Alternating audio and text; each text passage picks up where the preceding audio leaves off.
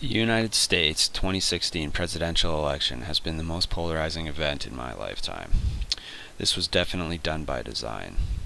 What the elites are doing is they are using a divide and conquer strategy to maintain order out of chaos. They trap the people in it's an A or it's a B paradigm so that they can choose a side and will always be in a state of conflict with the opposing side. It's classic problem reaction solution, or what some others refer to as the Hegelian dialectic. They create a problem to garner reaction to offer their solution, which ties in with their agenda. Hillary Clinton represents the establishment candidate, a career politician with a history of shady outright criminal dealings. She is personified as the overbearing mother. Think of Hillary as the thesis or the A function part of this paradigm. Donald Trump, the real estate mogul turned reality star, rogue billionaire. The anti-establishment candidate, who says whatever he wants and has such shady, checkered past of his own. He's personified as the ego-driven, volatile father, the antithesis, or B function of the paradigm. The representation of Trump as this anti-establishment candidate couldn't be further from the truth. Just look at the Masonic hand gestures he is always flashing every time he speaks. He has strong ties to the Jesuits and is letting you know who he is really working for every time he flashes these signs, and is merely playing a part. You don't get to become a real estate mogul or a network television star unless you are initiated in league with the financial oligarchs and the shadow government that run the United States. There was only ever going to be one outcome of this election, regardless of what candidate won, and that was division. And people are not just divided politically, but racially, financially, by gender, sexual orientation, by religion, many other means. Even in Canada, where I live, people are divided over this election, and this was not even our national election. This is a worldwide phenomenon, and we are noticing the effects of the polarization of the difference of opinion. The elite use tactics of division to keep the people from rising up against them in their interest, which is always staying on top.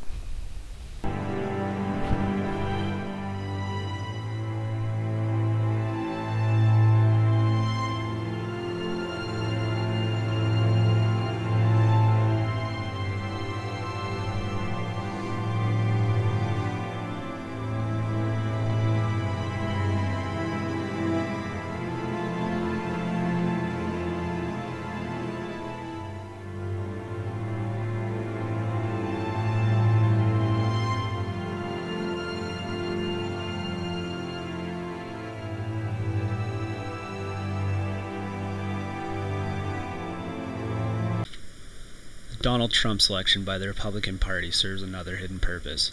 Many people over the years have become disenfranchised with how the political system operates and held the belief that the system is rigged and it really doesn't matter who you vote for, puppet A or puppet B. It's all the same. Trump serves as a case study that counters that position, because why would the establishment let that guy through? How can the system be rigged if this stupid, crazy, egotistical bigot can become a presidential nominee? Obviously, the only conclusion to draw is that the system works and must not be rigged. Coupled with all the anti-establishment talking points and sloganeering he does, and the blowback from the leftist media fear-mongering talking heads, and the Hollywood celebrities, the elites have managed to sell the people that this dog and pony show they stage is exactly how the democratic process is supposed to work. The reality is that this is a democracy. It gives the illusion of a democratic process in appearance but functions nothing like it. If this was truly democratic, then why aren't the people allowed to select none of the above candidates and vote for a retooling of the two-party, clearly corrupted system? It's like being told you are allowed to drink whatever you want between Pepsi and Coke. You might like the taste of one better or the blue can more, or some of the celebrities that endorse the one product over the other. But at the end of the day, you're drinking unhealthy, shitty, sugary, carbonated brown water. This is the same thing with these two candidates. You might dislike the things that one said, and you might dislike the actions of the other. In the end, it really doesn't matter. If you voted, that means you participated and gave consent to this process. It doesn't matter what reasons you had and what justifications you give. You participated and consent to the process and the outcome. The only way to win is to not vote or spoil your ballot, and hope the media will report it, so there obviously exists a non-confidence sentiment within the people. Non-participation and not picking up the dice and playing their game is the only path to winning.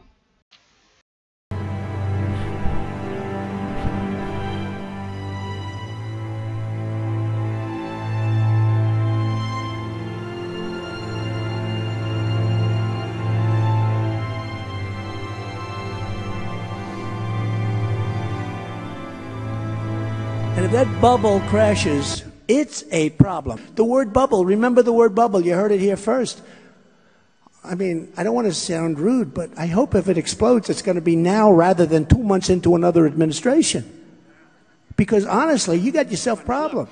We have the worst revival of an economy since the Great Depression. And believe me, we're in a bubble right now. And the only thing that looks good is the stock market. But if you raise interest rates even a little bit, that's going to come crashing down. We are in a big, fat, ugly bubble. And we better be awfully careful. And we have a Fed that's doing political things. This Janet Yellen of the Fed. The Fed is doing political by keeping the interest rates at this level. When they raise interest rates, you're going to see some very bad things happen because the Fed is not doing their job. The Fed is being more political than Secretary Clinton. Love him or hate him, there's one thing nobody can deny. Donald Trump knows a lot about the U.S. economy. He's part of the 1% running this country and has built a multi-billion-dollar fortune. So, is the Republican frontrunner full of hot air again? Or is this a slip of the tongue from somebody who knows more than he's willing to share with the rest of us? The answer to this question will shock even hardcore liberals. In my research, I have uncovered a strange pattern that has been going on for the past 20 years. A bizarre economic cycle intimately linked to every U.S. election since then.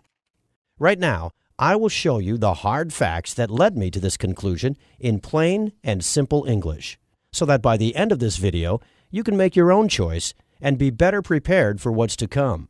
But to understand how this bizarre pattern works, we need to take a short look back at 1999. When the ball drops on the year 2000, it will be a momentous event for the world and for the U.S. economy, which is closing in on its longest expansion ever. The decade has been marked by strong growth, the lowest unemployment in a generation, and yet remarkably little inflation. It seemed like a totally different America than the one we are living in today. The stock market was booming thanks to the internet companies, affectionately called the dot-coms. For many Americans, investing in the internet companies seemed like the quickest way to become rich. More and more people put their savings into the stock market, driving it higher and higher. They gambled their money on the hope that they could sell those stocks for 2 to 3 times their value. And everybody was praising the Clinton administration for creating the biggest economic growth in U.S. history. For a time, it worked. To many, it seemed like the party would never end. Even the chairman of the Federal Reserve, Alan Greenspan, said, "Technology is creating a new economy, one where the old rules no longer applied."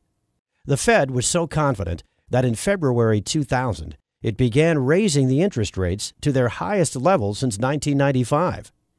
At the same time, bad economic data started to come in. The previous holiday season that was supposed to bring big profits to internet-based companies was a major disappointment. And it was not just online shopping. Ordinary Americans bought less and consumption was dropping. While the nation was preparing for the next election, the house of cards built around the stock market started to collapse. On the 12th of April, 2000, the NASDAQ dropped by 386 points. It was the largest drop ever recorded, and by the end of the next week, Wall Street had lost almost a quarter of its value. The long economic boom of the late 90s became a gigantic bust. Bush was entering office at a time when the NASDAQ had lost 60% of its value, erasing $7 trillion of American wealth. Clinton's economy grew on the back of the dot-com bubble, and now everybody was looking to Bush to get the economy going again. But before going any further, let's take a short step back and see what we can learn from this. An economic bubble grows around an asset that becomes very attractive to investors. In the 90s, this asset was the internet company stock. Greed attracts more and more people who gamble their money, hoping that prices will go up and they will sell for a profit later. When people are blinded by the bubble, they think that growth will never end. This delusion is fueled by the media, economic experts, and even the Fed. At this point, something very interesting happened. As the economy showed signs of slowing down, the Fed raised the interest rate. And, curiously, some months before the next U.S. election, the bubble bursts, creating massive economic pain. We now have a theory that we can put to the test. A bubble emerges and grows on low interest rates. Investors and speculators are down in, as the experts say. Everything is fine and growth will continue. The Fed raises interest rates in a time where the economy begins to slow down. And that specific time is right before the next presidential election. The bubble bursts, and the next president has to deal with the aftermath. If this sounds crazy to you right now, let's put the theory to the test. I do believe in the American dream. I believe there is such a thing as the American dream. Owning a home is a part of that dream. It just is. Right here in America, if you own your own home, you're realizing the American dream. The asset this time was houses. The Federal Reserve had cut interest rates from 6% in 2001 to 1% in 2003. Rock-bottom interest rates created a huge demand for mortgages, as they were cheaper to pay off. Everybody wanted a house, and that pushed prices up. You could get rich just by becoming a homeowner, as the price kept going up. Soon, even people who could not afford to make a down payment or could not provide proof of a steady income and collateral were given loans to purchase new homes. If these people defaulted on their payments, the bankers didn't care. They would be left with a house, an asset that was rising in price. These no down payment, no collateral mortgage loans, called subprime mortgages, were given to millions of low-income families. One of the barriers to home ownership is the inability to make a down payment. And if one of the goals is to increase home ownership, it makes sense to help people pay that down payment. Now, the bankers had a brilliant idea. Bundle up the normal mortgages with the subprime ones and sell them to other banks, pension funds, hedge funds, and sovereign funds. Mortgage payments generated huge profits, and demand was high for this new type of speculative contract, now called collateralized debt obligations, or CDOs. This created the housing bubble.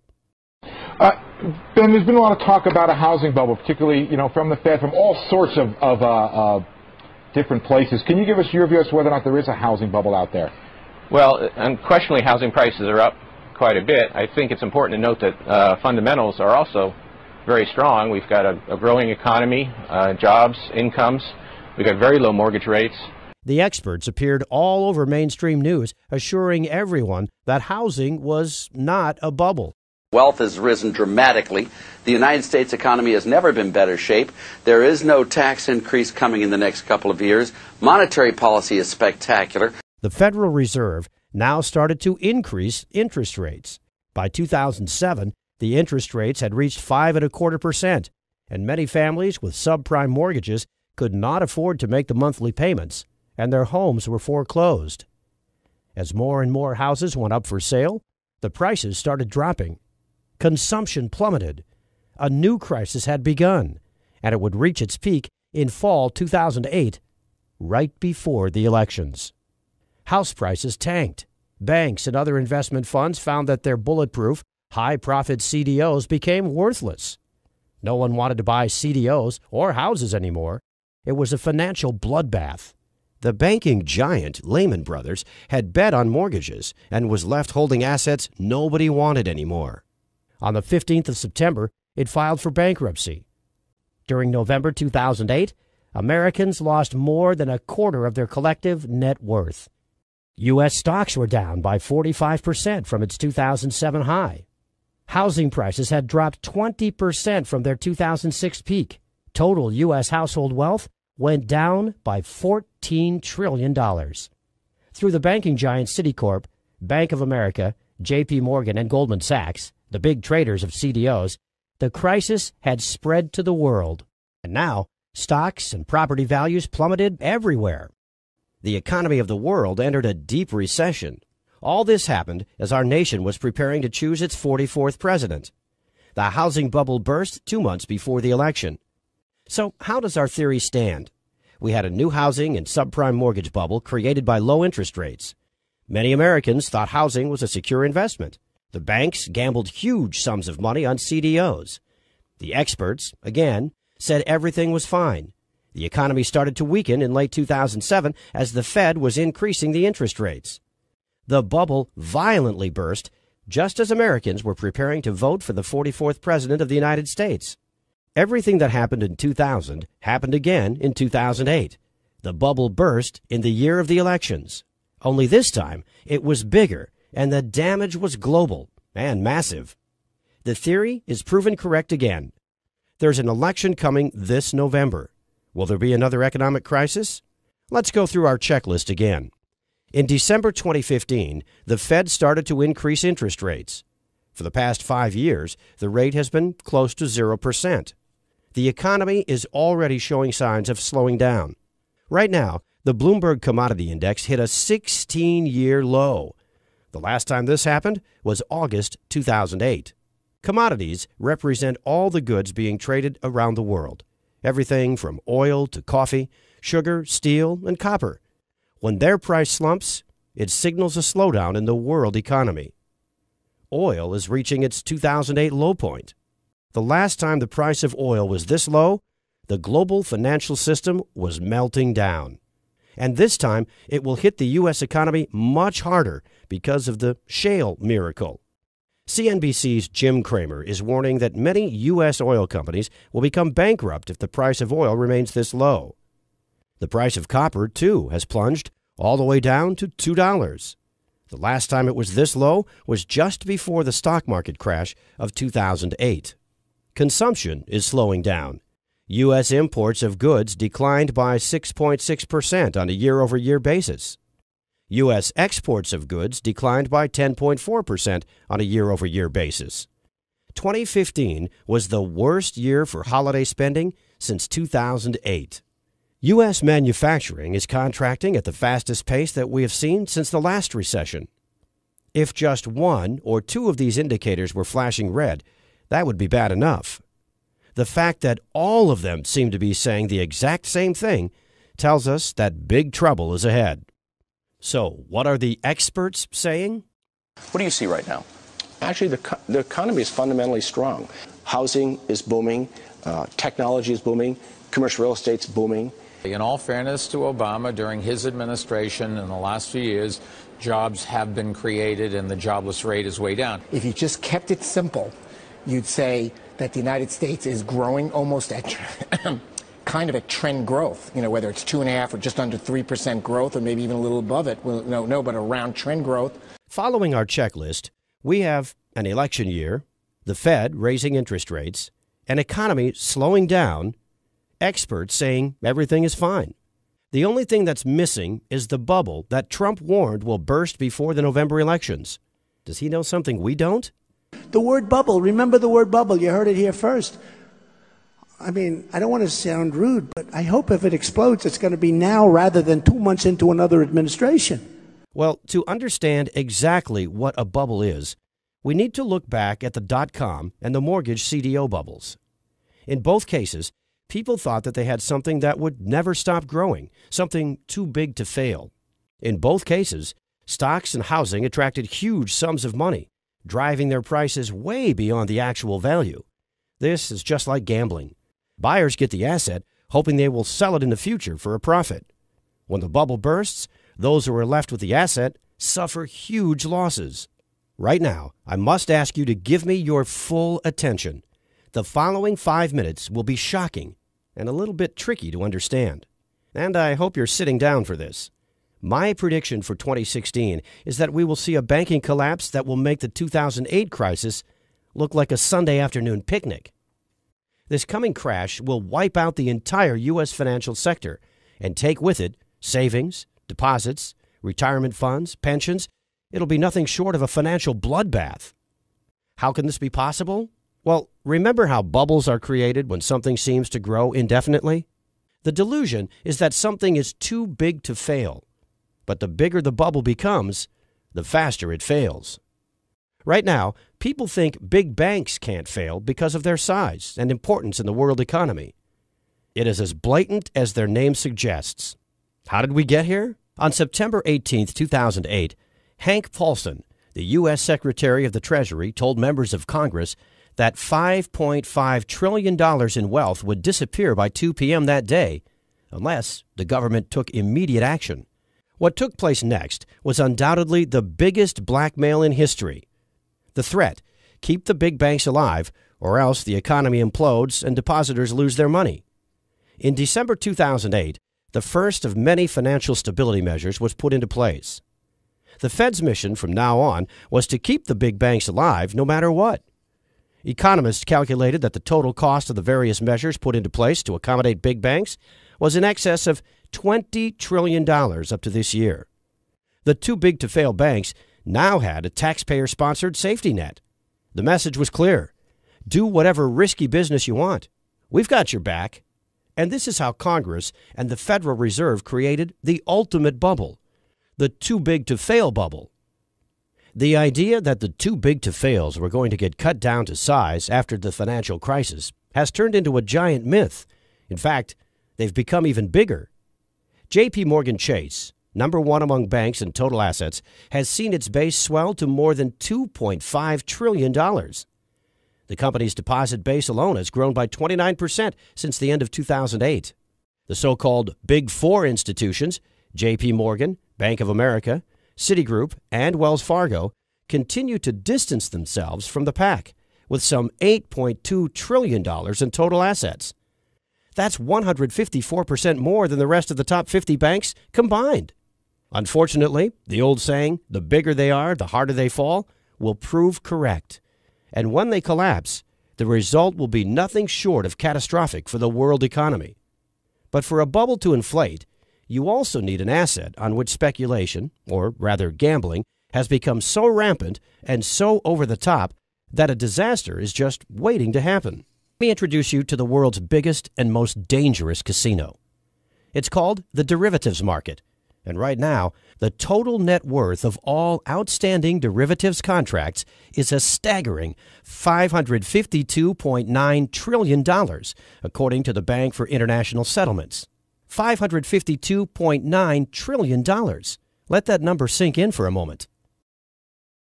Total U.S. debt right now stands close to $19 trillion, and most Americans find that shocking. But very few have any idea of how big this financial market is.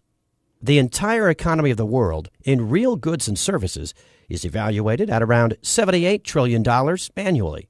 The derivative market is 7 times the value of every good and every service provided around the world in an entire year.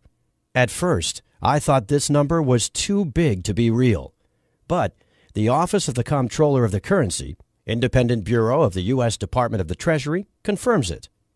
Make no mistake, you are looking at the biggest bubble in the history of mankind, something 7 times greater than the entire economy of the world.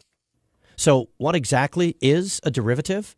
A derivative is a speculative contract, a bet placed on stocks, mortgages, interest rates, the price of commodities like gold, silver, coffee, oil, or the possibility of a company or even a nation to default.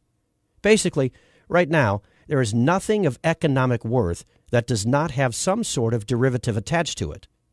All derivatives are bets. This is not a metaphor, an analogy, or a generalization. The players on the derivative market gamble trillions on the future price of the asset to which the derivative is attached. These are the speculative contracts that will eventually pop the current gigantic bubble. Warren Buffett once referred to derivatives as financial weapons of mass destruction, and he was proven right. The CDOs that led to the crash of 2008 were derivatives, as they drew their value from interest payments on mortgages and housing prices. They were traded on this market just like all the other derivatives, and they were just a tiny part of the market. In 2008, there were about $500 billion worth of CDOs. That was only a very tiny fraction of the derivatives market, yet it was enough to almost collapse the economy of the world. Remember how I said that this is the world's largest casino? In a nutshell, the derivatives market, or more correctly put, the derivatives casino, is where big banks and other financial institutions place their bets on every aspect of the world economy. Yet with these bets, everybody loses. So how did this bubble inflate to more than $550 trillion? Sajak controls the derivative department of one of the too-big-to-fail banks. He knows that the riskier the bet, the higher the profit he gets, and the bigger his bonus. And he thinks, just like everyone else, that if he loses, the Federal Reserve will bail him out just like in 2008. What do you think Jack would do? How much do you think Jack would bet on derivatives? Well, the Office of the Comptroller of the Currency has the exact numbers. Citigroup, total assets more than $1.8 trillion. Total exposure to derivatives, more than $53 trillion. JP Morgan Chase, total assets about $2.4 trillion. Total exposure to derivatives, more than $51 trillion. Goldman Sachs, total assets less than $1 trillion. Total exposure to derivatives, more than $51 trillion.